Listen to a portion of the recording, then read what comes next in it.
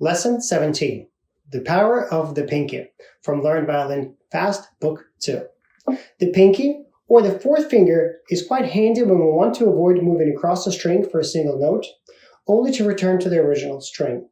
Remember that open strings usually sound louder than the notes played with the finger. So in a sequence of notes played with the finger, an open string note may stand out because it's noticeably louder. However, we can prevent this by using our pinky for that one note. The pinky makes the same note as the next open string to the right. So use the diagram below to visualize where your pinky goes, and when you see the number 4 above or below a note, that tells you to place 4 fingers on the fingerboard. If 2 notes are on the same string, you must use the pinky and not the open string to avoid crossing strings for that one note. If the note before and after are in different strings, you should use open string. Most often, again, this is not a hard rule, but most often, when we go up, for example, when we play from low notes to high notes, we're going to use open strings.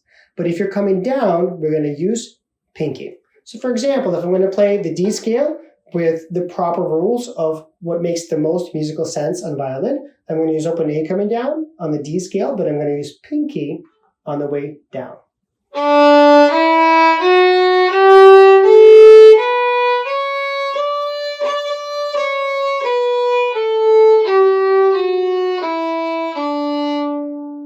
So that would be the actual best practice of how to play the scale going up and down.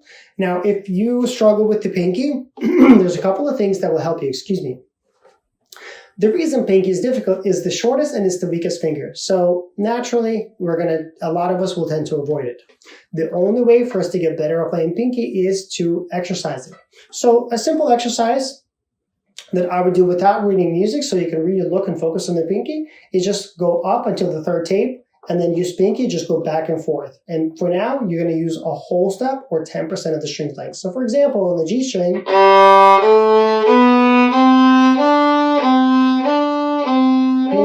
ring, pinky, ring. You can do the same thing on the D string. A string.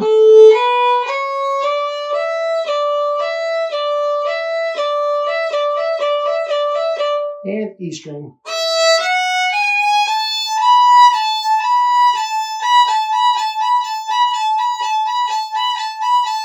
While you play this, make sure you always check and practice thinking. Remember that thinking is asking questions.